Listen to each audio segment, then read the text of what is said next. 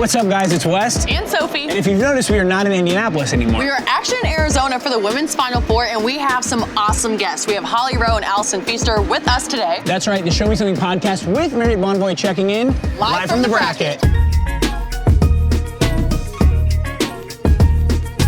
Some of the best game day memories don't happen on the court. They happen in hotel lobbies over pregame meals and in the moments before tip-off. As the official hotel partner of the NCAA, Marriott Bonvoy sees it all. From the bracket, pep talks, to fans bonding over shared rituals, it's the moments around the game that become the ones people remember. This March Madness, Live from the Bracket, brings those stories to life in a limited podcast series about college hoops, travel, and fandom, with special guests and experiences along the way. From now until April 15th, Marriott Bonvoy members will be able to enter our Live from the Bracket Sweepstakes for a chance to win a trip to the 2027 Final Four. Follow @ShowMePod on Instagram to learn more. We're talking March Madness above and beyond, and you'll want to stay tuned. Marriott Bonvoy, where game day checks in.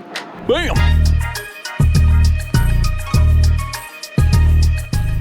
Show Me Something podcast live from Sophie's Phoenix, baby! Sophie's Phoenix. Here we are. This is beautiful. First of all, Yeah, our we're studio outside. is outside. And I'm not even that sweaty.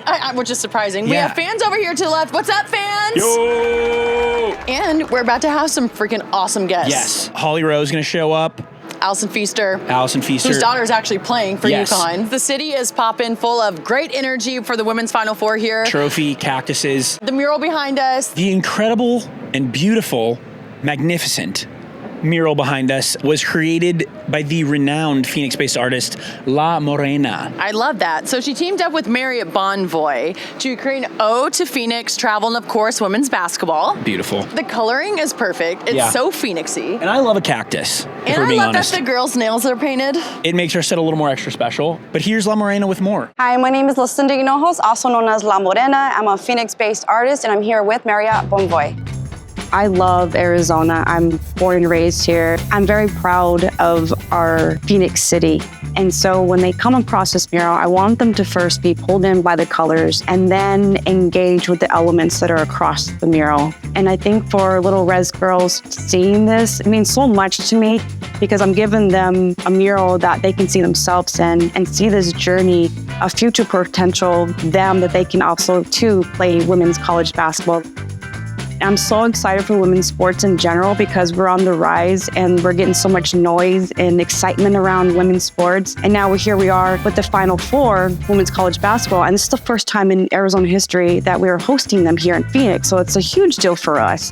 I hope little girls see themselves in this mural and know that it's possible to play in the Final Four for women's college basketball.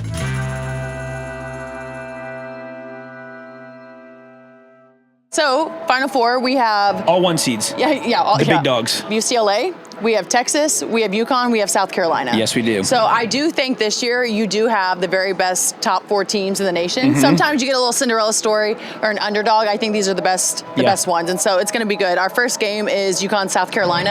UConn. They've seen each other a zillion times. Which is going to be like familiar foes. I love this. And I think it's so funny because in the W, you have like your Gamecocks, you have your Huskies, and they go at it. You could argue Don Staley and Gino are like an iconic coaching rivalry at this point. A little cute duo. But I mean, those are two very iconic women's basketball coaches who I feel like see each other in March frequently. 1,000%. It gives me like Bill Belichick. Yeah. I guess he's Tony Dungy vibes in the 2000s. That's pretty special. No, yeah, it's going to be good. And then you have Texas and UCLA, which honestly, I think, I'm not even going to lie to you, I thought UConn is looking really tough. They always look tough this time of year. Just the experience. Gino, he's just a legend and is so smart and pours into his players like no other. But again, I'm biased. I want an SEC team school to win. And so I'm actually kind of pulling for Texas a little bit. Was your freshman year the first year of SEC? You never played in the Big 12? No, I didn't. But they were the year before. So in 2014, they were SEC. So you have good reason to be an SEC fan. 1,000%. This is game day. Also, you can feel it in the air, you can smell it even. Soph, who you got? Give me the expert analysis I know you have. Yeah, I truly do like all 4 programs. Yep. I like players from all 4 teams. If you would have asked me a little bit ago, I thought UConn would take it, and part of me still thinks that they will take it, but a big portion of me is thinking that Texas is peaking at the right time. And I also played against Coach Schaefer.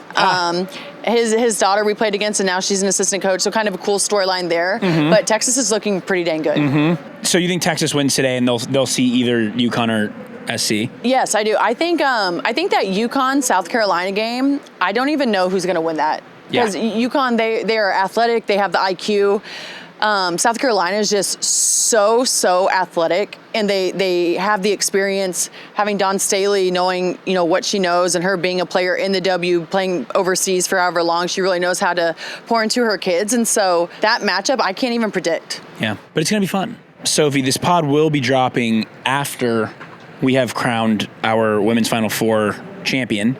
Well, can you look into this camera for me and tell me who you got? My future self, this has already happened. I think, I almost just said UConn. Is that my gut feeling? I thought you were going to throw him up. Texas, baby, I thought you were going to throw him up. I'm going Texas.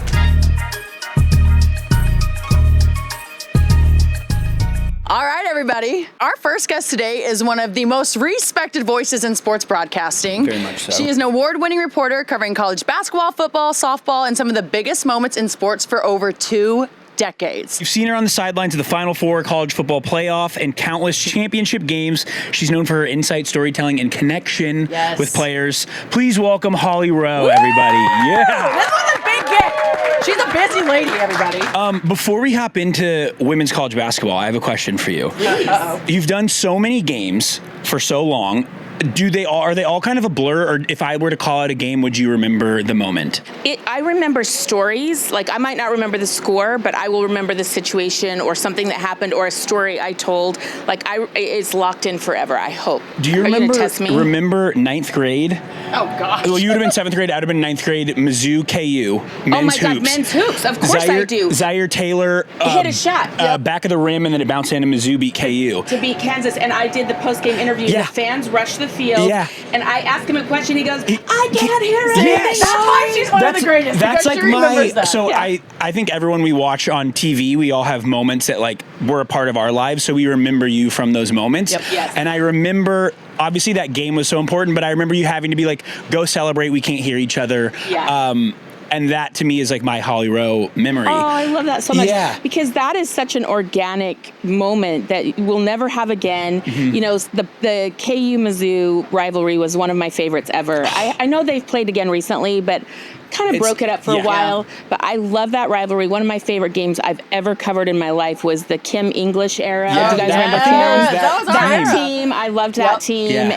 And the game at Mizzou against KU, like that was a wild one too. I missed that. When they left the Big 12, like those are like our childhood, and so that was really special. But we are here to talk about women's college basketball. And obviously the women's college basketball fandom has been growing like crazy the last few years, and we're feeling it here in Phoenix. Obviously, we have a lot of fans with us right now. Players are front and center, and fans have traveled all over the world to come watch women's college basketball. What are your thoughts just on the state of women's hoops right now? I think it's the best it's ever been, and I think I'm an expert. I'm not saying that from a cocky standpoint, but I've been covering college basketball for 30 years. So when I say I have watched this entire thing, and I hope have been a proponent and pushing this constant narrative, we've known forever that this is a really good product. Yeah. And I feel like the general public is just now kind of catching up with us, and it feels really good. You know, like, and I don't want to have the attitude of like, well, we told you so. I want to have the attitude of like, yay, finally you get to see what we've been loving for such a long time. So I think it's a really beautiful place. And the thing I'm proud of is women like Sophie, you know, the players that I get to cover, they're not disappointing. They keep upping their game and leveling up and getting better. The W is better than it's ever been. College basketball is better than it's ever been. And that's real credit to the athletes and the coaches. Amazing. So we know that you travel all the time. Like, you'll be here today, and then somehow you'll be in like Europe tomorrow, covering a sport that, I don't know, no one even knew what's going on. What sports team or town or city has the fandom just grown where you're like, wow, people need to know more about this? I would say that, so this is an obvious one because I'm talking to you, but Indianapolis. So Indianapolis is a really cool sports town in that they have a lot of Final Fours there. They have a lot of men's and women's college basketball sports events there. But the WNBA and the excitement behind the Indiana Fever has completely changed that city. Yeah. And I actually was doing some research with the Chamber of Commerce last year about the impact of fans traveling from out of state and coming in. And it's hotel stays, hotel rooms, flights. And So, like, we are really changing the face of Indianapolis right now with the 1,000%. WNBA. Yep. It is palpable. I mean, we're talking millions and millions of dollars of economic impact because of the Indiana Fever. So I'm really proud for that team and that organization because they deserve it. Love that. Is Salt Lake going to get a women's team anytime Salt soon? Lake, we used to have one. This is a sad story. Oh. So I have been working in the W ever since it started. I started out pulling cables for the Utah Stars. I worked my way up to be the color analyst for the Utah Stars. First woman, by the way, right? Yes, First yes. female to ever do that. That's a round of applause. Yes. Trailblazer. Yes. We had a really good team. Jennifer Azzi, Natalie Williams, Margot Dudek, like some of the true greats in the early WNBA. And then the team went to San Antonio, to the San Antonio Stars, and it is now the Las Vegas Aces. So that is our franchise. Okay. So I feel sad because I'm like, we're just going to have to love the Aces then, you know? Yeah, I was going to say, so deep down, are you wishing that the Aces win every year? I don't. Holly? I don't because I want to be unbiased, truth. Yeah. But I do have a soft spot in my heart for them because that's my franchise. As you should. Yeah, and they're going to bring back and have a reunion in the end of July. And I said to them, I'm like, you need to bring back the old broadcasters. Like, we were a part of this when nobody really was paying attention. So bring us back. Seattle lost to Supersonics, and I think that they're going to get another team. So I think some cities, and Yeah. you just got a hockey Could come team. Salt Lake got a We just hockey got team. NHL, yes. So yes. there's always hope. Yeah, there is hope. For sure, there's hope. But the Aces are close. I think a lot of fans go down there, so I'm going to settle in for them. Right now, in my heart, they're the Utah Stars / Aces. Good for you. Is there a moment for you, Holly, that you feel like clicked with women's basketball? It could be WNBA or college, but something that you think really set things apart? Like, obviously, I think Caitlin's emergence is like a massive moment that we'll look back and be like, this changed the sport forever. But for you, is there something maybe earlier? There's a different moment for me because I remember working a game, and to this day, I still believe it's the best WNBA game I've ever worked in my life. It was 2016, Game 5, the LA Sparks at Minnesota Lynx, and Nneka Ogwumike had a putback basket to win the title for the LA Sparks. That series, because if you look at the rosters of those two series, there were like, I want to say 7 Hall of Fame players in that series. Yeah. So Candace Parker, Nneka Ogwumike, Chelsea Gray, Alana Beard, and then for Minnesota, Rebecca Brunson, Lindsay Whalen, Maya Moore, Simone Augustus, Sylvia Fowles. Like, that's 8 Hall of Fame, maybe 9 Hall of Fame players in one series. To me, that was the moment we really started to rise. And yes, I will always give Caitlin her flowers and credit because she did take it to a new level, but we were rising before that too. I like that. So I have a question for you because I know that the CBA has just gotten, kind of, I don't even know if it's in writing yet. I have no idea. I know something. It's April 3rd it's been today. ratified. There you go, Holly. That's why you're the reporter and I'm just the athlete here. On a real note, I feel like you kind of hit on it with the family of like when they do have that reunion, bring back the people who were there from the very beginning. I think that you, Rebecca, Ryan, you guys have really been in it with us. And I remember talking to you before the Aces finals. It was like Indiana versus Aces. Yes. And I was like, what should we? And honestly, I'm just gonna be. You guys know me as being honest. I was like, how can we do better with the refs? They are part of our game. They are part of our family. They deserve to get paid more. No, I'm being for real. Like, they are part of our family, and I think that we should be taking care of them. But you guys have such great insight because you are in it more than, not more, but the same amount we're in. Yeah. I feel like you could be a GM or an owner or a coach by now. Don't you kind of feel that way? Well, we are invested for sure. Yes. I think we were all like, you should see our text chain for the last 3 months, like angsting over the CBA and are we going to have a season? And like, we really, it is a lifelong passion of mine. Yep. So the refereeing is an issue. And we saw that last season, and it was a real issue last season. And I think where we're at right now is the problem is to become a ref at the highest levels, you have to start out probably in high school, probably in a low college. Yep. So one of the ways I think we could improve refereeing is to get more former players who maybe didn't make it as a pro. Yep. I think we need more former players reffing. So I'll give you an example. I covered a woman at the University of Utah, one of the greatest three-point shooters in NCAA history, Julie Cromanhook. Oh, yeah. She has worked her way up to be a high-level college referee right now. We need to be growing our own former athletes because they played the game. They know how to officiate it a little differently. I want us to be growing former players into that referee pool. And this is why I brought it up because we had such a great conversation. And I'm like, it's the insight because we are not against them. We want everyone to grow in our league. Let's talk about this Final Four, though. Like, what excites you? What team do you think is peaking at the right time? What players are peaking at the right time, and kind of give your insight on, you just said like, hey, we got to go because I have, walk-in. Yeah, I have coaches' arrivals interviews right now, which so is amazing. It's a lot of stress. But here's who I think is peaking is Texas. Yep. So if you would have asked me 3 weeks ago who was going to win it all, I said UConn, and I believed that. I think they were the best team in the country. They had the best efficiency defensively, offensively, all those things. They have not quite hit on all cylinders in the first couple of rounds. Does that mean they're not still dominant? Probably not, but they've got to figure a few things out, and they're going against a very athletic, physical South Carolina team. So a player that I think is really blossoming and on a really high trend right now is Raven Johnson. Yes. So I think Raven Johnson is one of the greatest stories in all of college basketball right now because she stayed, tore her ACL, fought back. A lot of online criticism. Her mom shared with me that she almost quit after all the online criticism she faced.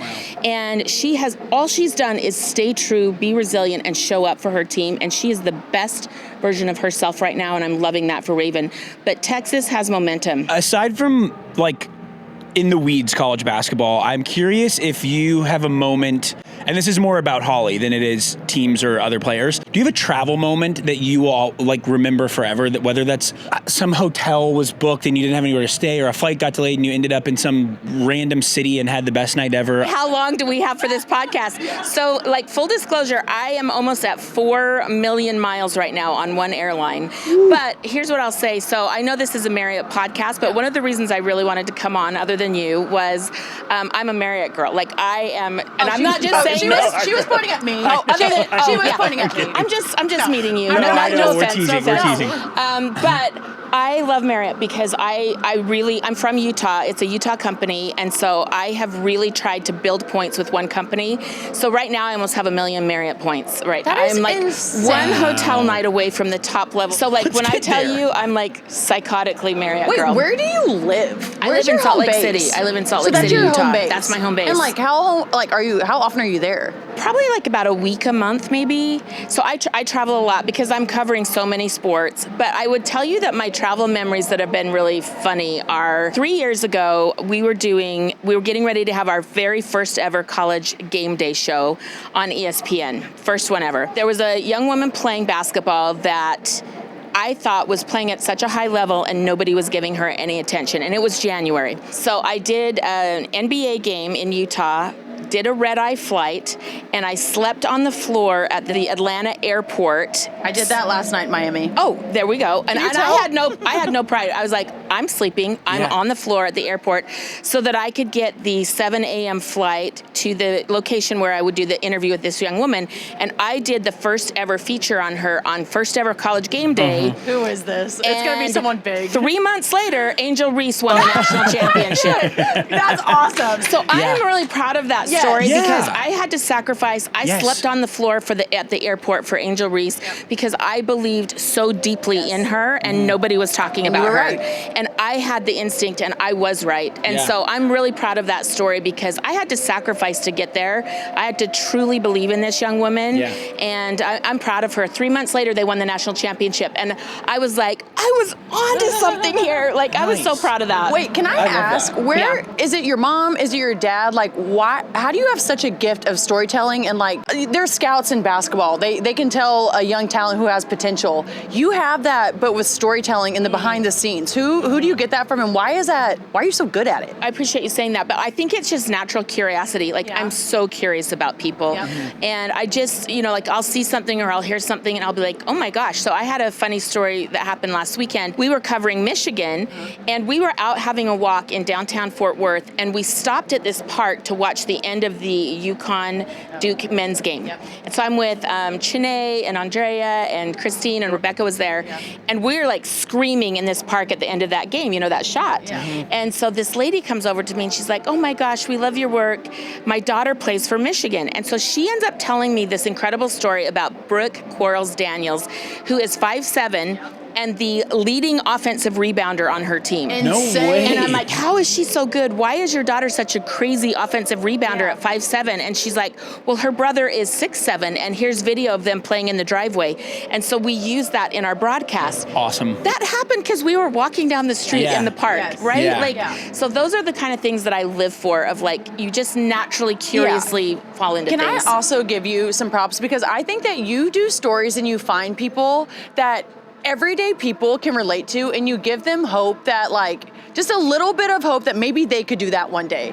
Doesn't matter what they look like, where they're from, how tall they are, how much they weigh. Like, that gives a 5'7" guard hope that, like, hey, I could go be the leading rebounder in the nation. You know what I mean? Yeah, like I can be the leading offensive rebounder on an Elite 8 team. Yeah. That's insane. It is insane. But yeah, I think that we live, I love I'm the hopeful storyteller. Like, I just want hope and encouragement and happiness. Like, I don't love doing the hard stories. This is a little slight pivot, but you've got some kicks on today. The basketball fashion world is ever changing. Do you feel like you have to keep up with the Dude, Holly's been a fashion icon in our I know, sport. but it's always growing, and I feel like shoes are such a big part of it. Like, and obviously I can tell you know what's going on. Yeah. Well, here's what I will say. So back in 2020, I was in the WNBA bubble, and I remember calling my boss and saying, hey, you know, like, the fits are a thing. Like, they keep coming in and we're doing tunnel fits, and we don't ever broadcast it. We're not showing it on TV. And my producer was literally like, I don't understand what you're saying to me. What is a fit? So I had to explain to her what a fit was. And so, like, I take a teeny bit of pride in that. Like, I was the first one that got tunnel fits on TV in the bubble. Like, maybe we were doing some before in games, but I don't really remember it. Holly, I was walking in like pajamas, sweats. Now you can see people's, like, style, who they are personally, of, like, walking in. You know, like, she can be feisty. I love that. It personalizes players. 1000%. I think it personalizes players, and it really showcases whatever your vibe is. You get to be really personal with it, and I like it because it elevates fandom, and I love it for the fans. And I think it's fun for you guys. I don't know. I know some players are like, okay, now this is a hassle because it's a whole thing, but you can do it or you don't have to do it. And I think it's very personal, and I really love it because it shows personality. Sure. Love. And it's like, I do think that the W is where fashion and culture, you know, it's intersectional. And so I really like that. Holly, how do you see travel impacting sports as we know it right now? My niece is a young basketball player, and so it's really my first relative that has wanted to be a college basketball player. So I'm pouring everything into her. Like, I'm trying to sponsor her teams. And she in Utah? She's in Utah, and she's here at the Final Four. Her team has a tournament. Oh, really? And so, like, I will always, like, donate points so they can get hotel rooms for free. So I'm, like, staying in my Marriott so I can get points so then I can give them to my niece. I'm really trying to give back that way with my Marriott points, and I think it's really special. I've done that for them at the WNBA All-Star Game. And then one other cool thing we're doing with our Marriott points right now is my son and I started a foundation. Joyous. Joyous. Yeah. So we are doing the Joyous Foundation, where we are just, like, I was in the depths of stage 4 cancer. Yeah. You know, it was a really scary, dark place. And so we're trying to figure out how can we help people going through cancer find joy during this really scary time of their life. And so we are also using my Marriott points to bring cancer patients. So we have a woman that we've brought here. I've got her staying at a Sheraton right here to using my points so that we can bring her to a South Carolina game. She's a 3-time ovarian cancer survivor. Wow. But what's brought her joy is watching the South Carolina Gamecocks play, and she will get to see them play in person today. That is absolutely That's actually so amazing. That's helping me do that. 1000%. Wait, that's incredible. I was reading you kept a joy journal as you were going through treatment and stuff, and that, I feel like little things like that we often don't. It seems maybe like fleeing in the moment, but I'm sure that's something that you look back on and, like, that was very powerful and, like, kept you positive through so many dark moments. It's really true, because when you're in cancer, you can't control anything. Like, I can't control what's happening in my body, and I'm having another spread and another surgery and another bad scan, and it's really stressful. And so during that time, I was like, I can't control what's happening to me, but I can control if I'm joyful every single day. And so I still keep my joy journal. I love it. And I will write down these things that bring me joy. So I'll give you an example. I wrote down found last year at the WNBA draft, this player for UConn that had played at Princeton, transferred in. I just believed in her so much. And so during the draft, I said, I think Caitlin Chen should go up and sit in the front row where the UConn team, like they were all there watching their other UConn friends, Paige Beckers, get drafted. And I just had this instinct, and I said to one of her teammates, tell Caitlin to go sit in that front row right now. And like literally 2 minutes later, she got drafted to the Valkyries. She has played for the Valkyries, has been an unbelievable player in the WNBA. So that went in my joy journal because that brought me so much happiness. So that's kind of what I want us to do is if you're not experiencing joy every day, what are you doing? So that's kind of where we're trying to get to. Speaking of joy, I know I just landed here in Phoenix, but I've lived out here for 7-8 years now. I feel like women's basketball is kind of taken over downtown Phoenix a little bit. Are you feeling that vibe? No, we literally said when we landed, like, what a great spot for the Final Four. There's billboards everywhere. There's signs everywhere. Like, I love it because we want to feel like this is a big event and big time. And I really am proud of sponsors. There's more money than there's ever been with sponsorships. Like this opportunity you're getting, Sophie, we didn't used to have these. And so I'm really proud of how brands have gotten behind women's sports and the fans. You guys have always been here. You are so tried and true, and we are literally nothing without you. But what I love is the money that is flowing into our sport. Women deserve it, and we're finally seeing it pay back. For us, I think I was in the league at the perfect time because I was in it when we were still like, it was rough. And now I'm kind of getting to see the positive impact of how awesome the WNBA can be, not only on our lives, but for the next generation. And I feel like when companies truly get to meet you or Asia or Angel, Caitlin, Cameron, like all these people, they see how awesome us women really are outside of basketball and they pour in. But I think the most important thing to me is you see these little girls out here, like we're making it better for them. And so when they're in our seats, they're going to be probably doing what the men are doing. You know what I mean? And that's like, you were a trailblazer for that. And so it's so cool for you, kind of full circle, to be on this show when you've been around this entire time. Yeah. What I love for these young women is there are so many more opportunities. So I'm going to tell you one quick story. The last time that UConn, right now they're on a 54-game winning streak. The last time UConn was on a long winning streak, they were on a 111-game winning streak. And the team that beat them was coached by Vic Schaefer with a little tiny player that's 5'4", named Morgan William. Yeah, I remember. And Morgan William rises up and hits this shot to end UConn's 111-game winning streak. What school was that? Mississippi State. Mississippi State. I remember that. Yes. I remember that was my college era. Yes. I was in college. Yeah. And so she rises up, hits this shot over a Gabby Williams coming out to block it. And when I went to do the post-game interview with Morgan, I said, what did you see when you rose up to take that shot? And she said, opportunity. And like it still to this day makes me want to cry and give me chills because all we have ever, I'm going to cry right now. All we have ever asked is opportunities for these little girls, for women. And so now that women are getting them, I just feel so proud and grateful. I got chills too. Yeah, me too. Don't make me cry. It's Don't okay. Make me cry. I think what's also really admirable is you've been in the highest level of men's sports spaces for a long time, and you still made the active decision to give back to women's sports when you very much could have taken more money or more opportunities to continue doing higher level men's sports. And I just think it's really admirable that you never left like what you cared about and giving back to women and highlighting women. And so I think you deserve so much credit for like always staying true. And I think getting to see you do that has been very cool, but I am curious how continuing to cover women's sports and I guess watching it evolve and having like some skin in the game this whole time, how has that changed you personally or as a journalist yourself? Well, since I'm already crying now, I'm going to cry more. Oh my God. I'm really proud of that. And I'm grateful that you even noticed that because in my era, there would be a lot of sportscasters and young reporters and they would start out on women's sports. And then when they hit the big time, they would go on to the men's sports. Right. And I am very proud I have never done that because I believe the big time is women's sports. And so I have really sacrificed. I will do a college football game and I will be in an SEC city at midnight and then I will be at a tip-off at noon in Indianapolis That's for a what I'm saying. WNBA It's game. crazy. And I got there by driving through the night by myself.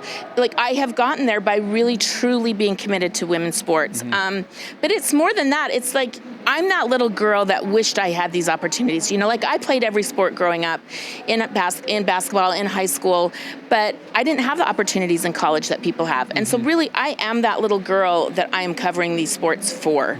So I keep doing it because that's who I am and I love it. But it's changed me more than I've ever changed it. Oh. That is not true, Holly. That is not true. Don't make me cry. This is supposed to be a happy podcast.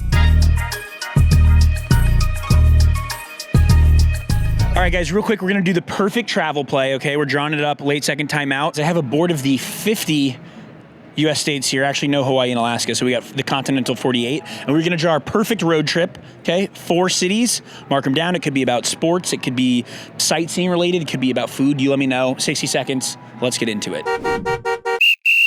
Holly, you're excited? Do you want to go first? I'm excited about mine because mine is super specific. Can I go first? Yeah, okay. I'm ready. All right, so here I am. I am starting here for the SEC softball tournament in Lexington, Kentucky. Yeah. I am driving up through the night, doing the semifinals, driving up through the night for the season opener WNBA game, Dallas at Indiana. Whoa, okay. Then out to those teams. I'm flying to Oklahoma City for the Women's College World Series.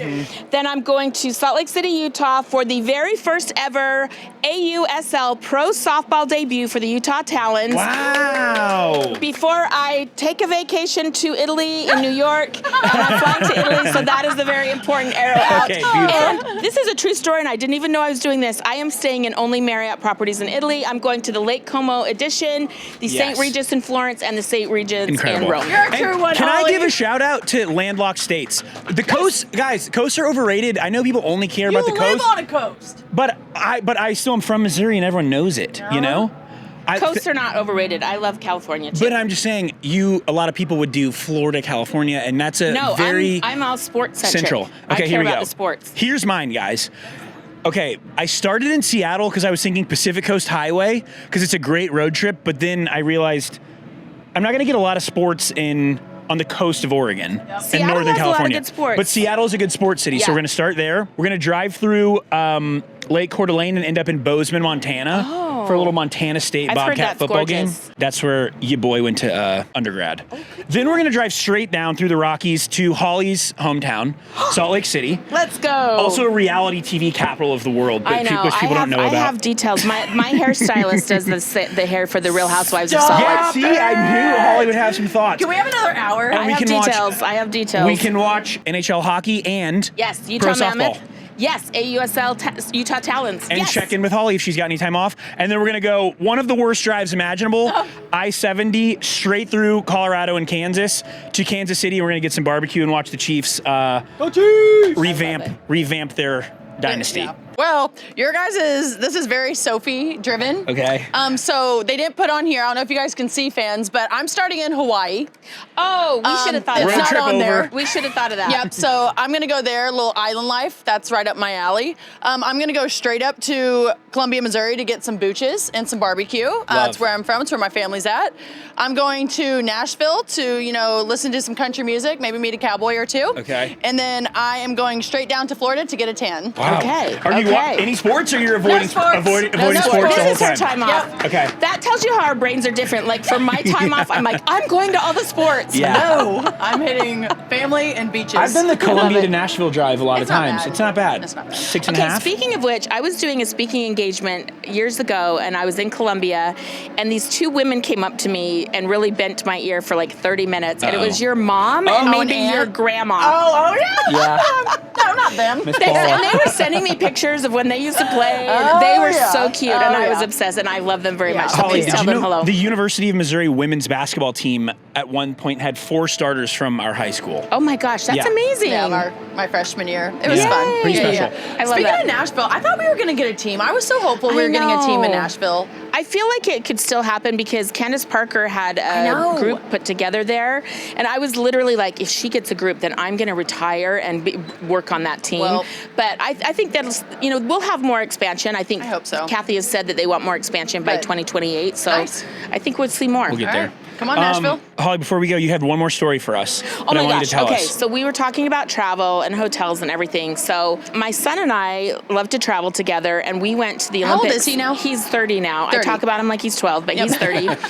We talk about the Olympics. So I am a huge fan of the Olympics. So we went to the Paris Olympics just as fans, and we had the time of our lives, and we got to go to Team USA women's gold medal basketball game and be there when Stewie and Asia and Chelsea Gray and be there with all them at the celebration. And you just got to enjoy it. We just got to enjoy it. We were just fans. Like, I was painting my face red, white, and blue and just being a fan, not a reporter. Yeah. So I really do, travel for love of sports, and I've been all over the world and really using sports as kind of my lifeline for life. Wait, what makes a good hotel room to you? Okay, so to me, right now I'm super in love with the Additions on the Marriott brand because you walk into the lobby and there's a feeling. So one of my favorite hotels is the Addition Miami. It's Miami Beach, and you walk in and it's like cream and wood and plants, and it's very natural and elegant. So I'm really picky about hotels because I stay in hotels more than I stay at my own home. Yeah. So I am very picky, but I would say the Marriott Additions are my favorite brand right now because there is a feeling when you walk in the door.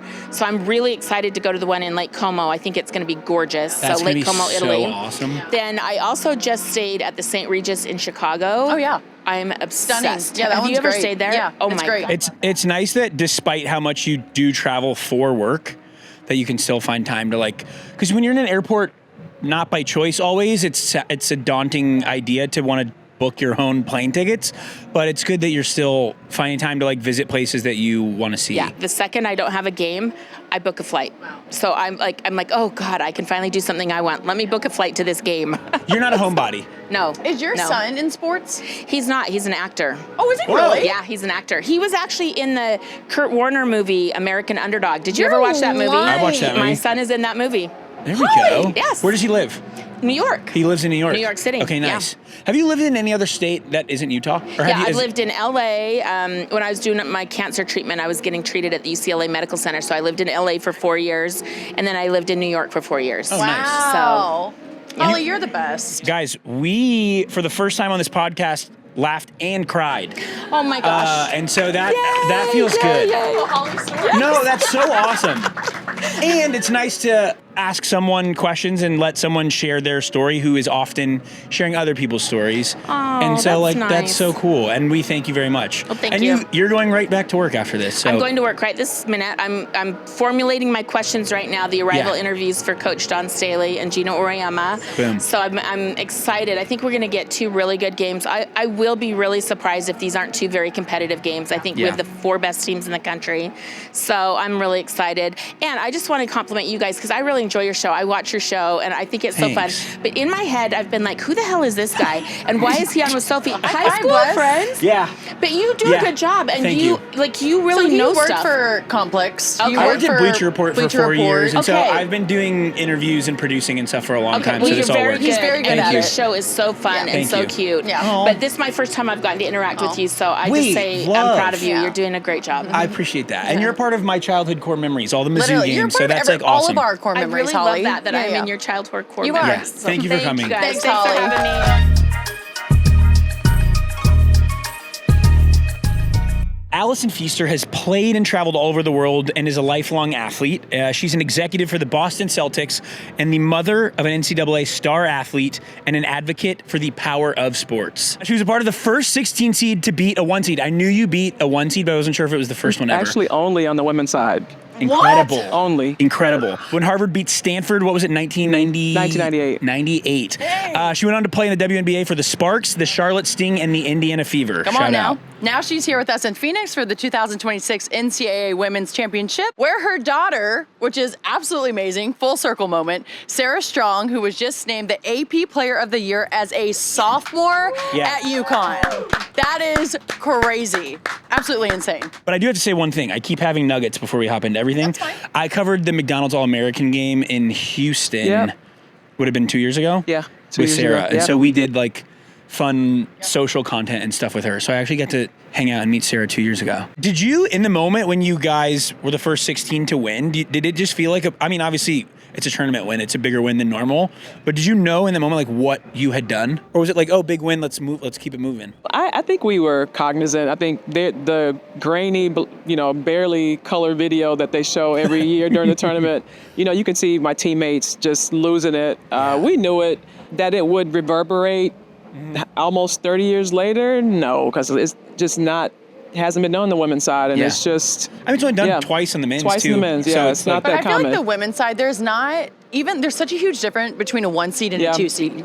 Like, that's historic. Yeah. Like, you don't see a lot of upsets or Cinderella stories Not on the a women's lot. side. You just don't. Selection Sunday, we were given a 16 seed. We thought we were much better. We found out we were going to go play at Stanford, which is number 1 seed. So we were going in with a chip on our shoulder. They had a 50-something game win streak, and we prepared these play cards because it was so loud. Yeah. And I think because of the earthquake, there's some type of system where it's just some type of shock system. So it's really loud. You can feel the court shake. I was a nation's leading scorer at the time, so there wasn't a ton of respect for a Harvard player lead the nation in scoring. And I will say this, in all fairness, Stanford did have they were missing 2 starters. I don't care. We don't care. Even. We don't care. It totally doesn't matter because you got to play the game. 1,000%. We just chopped away at it and won. I'm hitting YouTube when I get to the hotel. Yeah, I'm trying to find these I clips. want to know, was it you and then just like a bunch of other people, or did you have some studs on your team too that were like good? Our college coach. And I'm not even trying to be disrespectful, but I just want to know. Our college coach set the stage at the beginning of the year. Act as if your role on a team is the most important role. And each and every person knew what she was supposed to do on the court. I just happened to want to be the best player on the team and score the most points. But my teammates, they knew what they were supposed to do, and they did. One of my teammates hit a 3-pointer to seal the win. So people were confident you know what's crazy? in what they had to do. You're saying that, and like that's what we're trying to get in the W on that. The championship teams say the same exact thing, and it's like know your role, own your role, and that even if it's getting 2 boards a game, own that. You know what I mean? And the team needs that, and so I absolutely love that. It is. I wonder what the difference. Like the feeling between that win versus if Sarah wins a championship. I mean, they're both like very euphoric. Give me Sarah's win. Okay. Yeah, so we won. The Celtics won in 2024. I was elated, all the things. And then when they won last year in Tampa, there's nothing like that. That's dope. Yeah, it was so great. First of all, you're All-Star 1 year for the W, right? Yeah, 1 year. Yeah, heck yeah, you are. So you played at the highest level, college, pros. And now I was just asking you, I feel like probably the most anxious you're ever going to be is being a mom on the sideline, watching your baby girl do her thing on the biggest level of college hoops. Like, what are you truly feeling? And like being on this side of it, what did you not know then? Beyond nerves, like it's zero control on the game, on the outcome whatsoever. I think we parents like to think that we have some magic word that we can say to activate something in our children, but no, powerless. And also positively optimistic that they're going to put their best foot forward. The best team is going to win today. And so that's really all you can hope for. That's easier said than done. I'm already sweating bullets thinking about it. Just trusting every step of the process. We get caught up in hoping that we make the right decisions along the way. And, I know Gino and the staff have it. So, as someone who's been involved with sports almost your whole life, do you find it hard to let go a little bit in moments like this? Because obviously you do know what you're talking about. You've been in these moments. Absolutely. Is it hard to tell yourself, like, let Gino and the staff handle it? Or do you...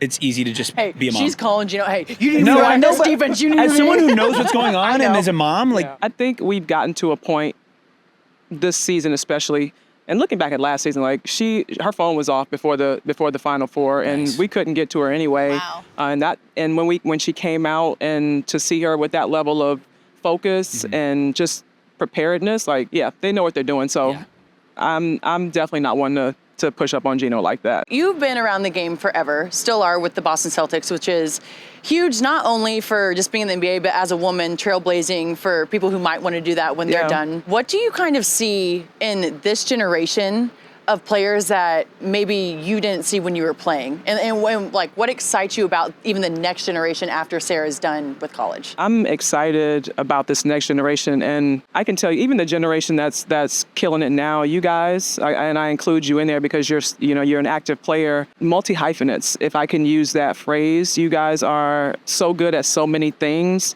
mastering the on-court stuff. You are getting exposure to all types of things off the court, just building out that professional profile, so to speak, and you can do many things. And I think the younger generation is learning that in real time from you guys, and yeah, you're just ready. Well, I think it shows it's always been there.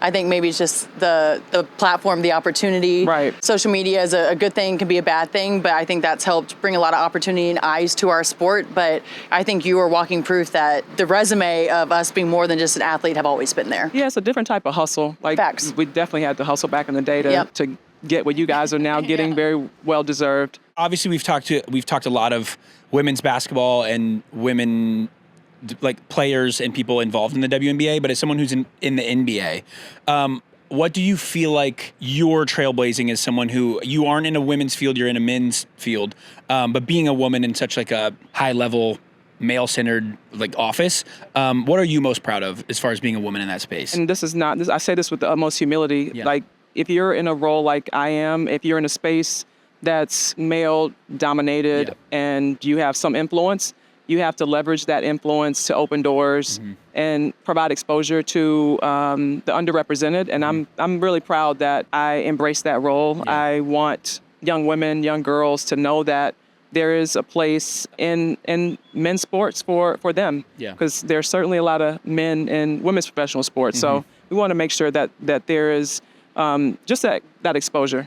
Everyone is focused on Sarah, right? But I think once you're in it, you realize that it takes a village in a community, in a small circle, big, but mainly a small circle of really getting her to where she's at. Yeah. And I think I'm just wanting, this isn't even a question, this is just me showing appreciation that as an athlete, I just want to say thank you for pouring into women's sports. Thank you for pouring into Sarah to show her what it can really be like, because I do think that, the kids and the athlete, they get all the credit, but the parents do so much, and it's expensive. Oh my gosh. It's expensive to go and travel on the AAU circuits. It's expensive to travel to every game, to be here and support her, because you say, oh, her phone's off, she doesn't need you. No, you bring her a certain comfort when she looks up in the stands and she makes eye contact with you. So I just want to say thank you from a child perspective, from an athlete perspective, of supportive, awesome parents that pour into your children. When I went to work with the Celtics, she stayed back in North Carolina with her dad. She wore the tires off his car, going to tournament, to pick up her friends, basketballs in the back. And this past Christmas, she bought him a car as a way to say thank you. Goosebumps, holy cow. Yeah, that's awesome. Yeah, it was pretty moving. Love that. Well, speaking of travel, did you have any rituals when you traveled back in the day, either here or overseas? You played overseas too. Yeah, Yeah. played For a long overseas. time. Yeah, tell me about that. I've always been one to kind of delve into the culture wherever I am. Love that. And sitting outside on a terraza, having a drink with friends. Sangria. We need some Tinto de Verano here. Where did you play overseas? I played in France, 6 years in France, Nice. 9 in Spain, 1 Italy, 1 Portugal. Sarah is also a naturalized French citizen. Well, she has it by birth, but her dad and I are naturalized. So, yeah, having played there for so long. Oh, that's amazing. Did your connections with the Celtics come from playing or going to school in Boston? Or Kind of, sort of. A little bit? When at 40, I was like, it's time to retire. Wait, you played till you were 40? I did. I was playing overseas. Didn't know what I wanted to do and just kept playing, working, hustling until I figured it out. There was a program for former players at the NBA League office. It was called the Basketball Operations Associates Program, something like that. The first cohort were 6 of us. Me, Stacey Lovelace, a former Purdue Boilermaker, Brian Cardinal, Drew Gooden, Corey Maggette, and Troy Murphy, I want to say, was the last guy. But yeah, that's how I met Danny Ainge and Brad Stevens through that program. Was education growing up like a big part of like All what of it. you're, yeah. It was the only motivation. My mom was a single parent, raising 4 kids, and education was the way to get a good job and make money to help the family. Yeah. And that's why I chose to forego the scholarship and go to Harvard. Really? Yeah, because Ivy you cannot do. They don't have athletic scholarships. Yeah, it's not athletic scholarships. you had to. Clearly, I knew that. Duh. I lived with Harvard football guys my first 2 years in New York, and so I learned a lot about the Ivy League sports. We asked Holly this earlier. Is there a community right now, and it can be W or college basketball, that you think embraces women's sports like more than anywhere else, or somewhere underrated that you're like, dude, great question for like someone who's or played. it could even be in Europe. Yeah, like somewhere where you're like they love women's basketball. You know what? So I was working with men, like the NBA players. I'm around the guys all the time. That they love the game, and I also want to shout out like the players who use their platform, like Kevin Durant, who's always, repping and uplifting and watching the sport.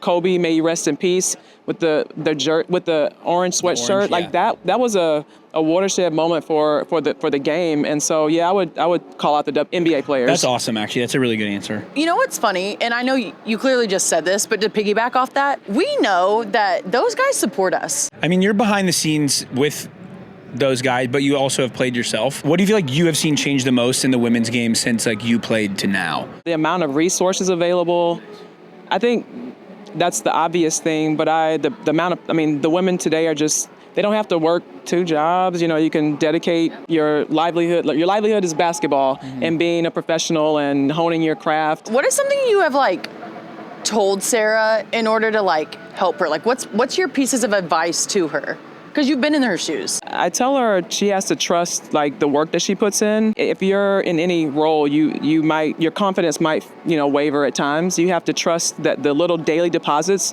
that you put in over many, many, many, many years. Like she knows how to do it. That's where you get your confidence from. And also, she's a whole amazing person if the basketball were not there. You've lived overseas, went to school in Boston, or in Boston now. Yes. Grew up in South Carolina. I thought we were going to get a W team in Boston. Yeah. We were close. So close. Keep our fingers crossed. Basketball aside, do you guys as a family find like travel, vacations, whatever it is, exploring the country, the world, like an important part of like growing as a person? Yeah, we travel a lot. Last year, we went back to Spain for like a 4-day trip. Sarah, my husband, my mom, in tow. We also went to the British Virgin Islands. My husband's from the Virgin Islands. I just got back from there, this morning. Amazing. St. Thomas, St. John. Yeah, my husband's from St. Thomas. Oh, really? Yeah, he's from St. Thomas. I literally spent 11 days there the past 2 weeks. That's amazing. Yeah. So we do. Like, travel's a big part of it. Yeah. I mean, I think, like, everyone has their own reasons, but for me, I just think, from a young age, learning that people are different than you, like, not everything is the way it is in your hometown and your family is so important. I was just curious what lessons you think you learned being all over the place, and then also, like, getting to expose Sarah to different places as well. She has, I don't even know if she knows this, but she has such an advantage of being able to already explore Europe and different cultures, of like bringing all the good of each culture and like creating yourself in them. You know what I mean? That's so true. That's so true. You make a good point. I think that's one of that's a skill, like being able to go to a country a foreign country and figure out the language, make friends. It's like a survival skill that it was hard, growing up and having to change schools every couple of years. Yeah. But at the same time, that's what allows her to probably play and not look like she feels pressure or out of sorts, because she's been under pressure and in adversity in other situations. So I think that's one of the things, that's one of the amazing things about traveling and living abroad. You get a chance to, you can't speak the language. You have to find another way to communicate to find common ground. Yeah. 2-part question. First one, are you a hotel snob? Absolutely. Hey, absolutely. And making the NBA does not help. Oh my gosh. There's nothing like being at a nice hotel, like peaceful, the fragrance, all the things. Yeah. Wait, so that was my second part. Hold on. Amazing. What makes, and you have to go into detail here, what makes a great hotel room? The bed. You got to start with the bed, the comforter. Yep. The sheets properly tucked. A good tuck. The amenities, the amenities in the bathroom. But you do get kind of bougie though, because now you have people like checking on you at night. Hey, do you want your fire on? Do you want turn down service? Love it. Yes. But what are you excited to see from like a basketball perspective from UCLA, from South Carolina, from Texas? Because we know what you see from UConn. Everyone sees that. You know what I mean? It's incredible to have 4 number 1 seeds. Mm-hmm. This is going to be a crazy Final Four. I am excited to see all the seniors who have one more shot at a national title. Lauren Betts, Kiki Rice. I mean, I think they have 6 seniors with UCLA. That's the sad part. That's the other side too. When when it's over, tough. and it's so heartbreaking. Yeah. Madison Booker, how tough is she? And Rory Harmon, like that Texas team is stacked, and they're due as well.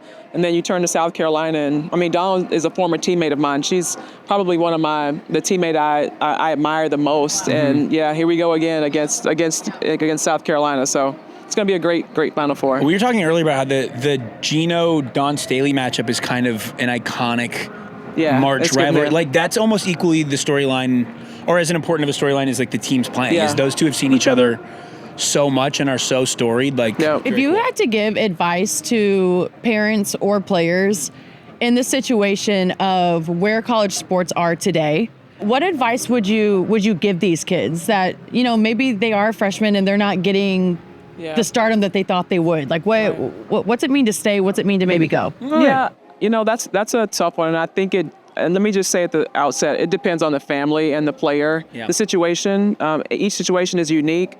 I would say, though, that there's something to be said about figuring it out. Yeah. Yes. Figuring it out. Like hopefully you did the research required when you made the decision to go to a school, that you have some semblance of confidence that you can work your way to a point where you need to work to. I just feel like you have such an underdog mentality, and 100%. I think so many people lack that quality. Your story's so dope and how diverse, but it all comes back to basketball. Yeah. The game. Yeah.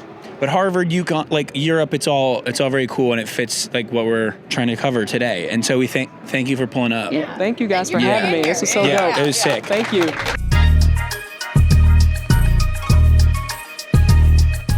Holy freaking moly. That was awesome. No, that actually was so great. Yeah, so thank you to Holly. Thank you to Allison. We cried. We literally cried. And we laughed, cried, we did all the emotions. And then a huge shout out to Marriott Bonvoy for being here in Phoenix for the women's Final Four. Heck yeah. We'll do one of those. Amazing. Your guys' team is amazing. The set was awesome. We're headed into the women's game, and then we're going straight to Indy, live from the bracket. We already gave away tickets to the 2026 tournament, but we're not done yet. Marriott Bonvoy is giving away a pair of tickets to the 2027 men's and women's championships. To enter for a chance to win, head to @ShowMePod on Instagram and comment your favorite college basketball team on any of our Live from the Bracket posts related to the sweepstakes. Be sure to include the hashtag Live from the Bracket in your comment to be eligible. Full details in the episode description. Do not miss it. No purchase necessary. Open to legal residents of the 50 U.S. states or D.C. who are at least 18 years old as of the date of entry. Ends April 15th. Rules at rules.dja.com/live from the bracket.